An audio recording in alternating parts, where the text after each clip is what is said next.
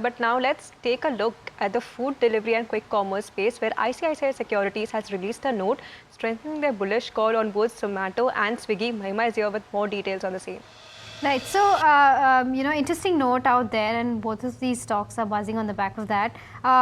For Swiggy, they've reiterated buy with the target price of 740, and for Zomato, the target price is 310. Both they've reiterated buy. Now, in terms of what they're saying that concerns of cash burn are overbaked into the stock performance. Swiggy is now trading at a 30% discount to par value with respect to the food delivery business, and Zomato, on the other hand, is trading at a value that ascribes nothing to the quick commerce space. Now, in terms of the anomaly, it is unlikely to sustain long, especially given the robust outlook in the discretionary consumption.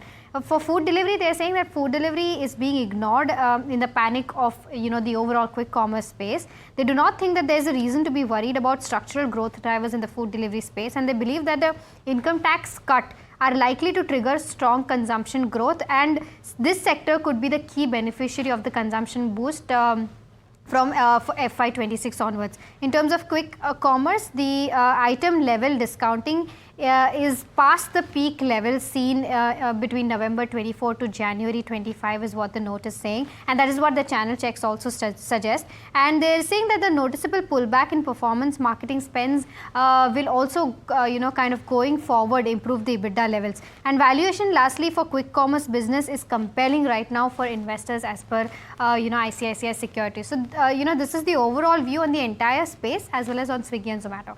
Well, that's a view for Zomato and Swiggy. In fact, if you pull out the year-to-date performance of both these stocks, they've seen a significant correction this year. Zomato down about 18%, and if you pull out something like Swiggy, we're looking at correction of over more than 20% in trade. So that's where Swiggy and Zomato is there. Prashant, I want to take it up to you.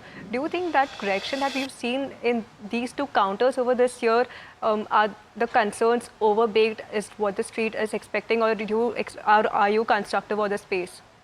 I think we are very much positive on this space, but with respect to valuation, obviously it was expensive pre this sell-off. I think 2-3 months back. Even at this point of time, these both stocks remain expensive with respect to valuations, because I think for a very medium term to short term, there will be a lot of cash burn still going on both of the books.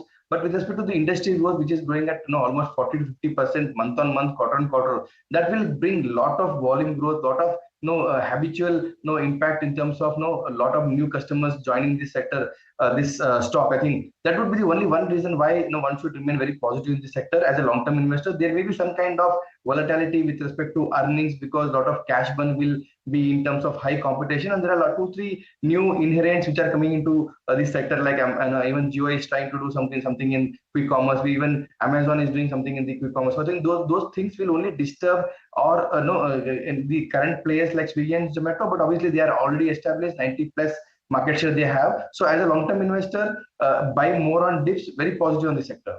Well, you're positive on this sector. Are you also positive on the FMCG sector? Because now the outlook is that demand is expected to improve with the tax cuts that have taken place, improving signs of demand that are there. Your view on the FMCG space? Currently, obviously, we need to wait and watch for Q4 earnings, because there are a lot of concern with respect to volume growth, because unorganized market share is growing very faster. Organized is saying very difficult to get these kind of like 1 to 5% growth in the top line. So I think that would be very difficult to take comment at this point of time. But I need to wait for Q4 earnings. If there are some kind of stability in terms of volume growth as well as EBITDA margin in the organized sectors which are being serviced by HUL, TCA, ITC, Godrej Consumer, Tata Consumers. So then only we can be more positive.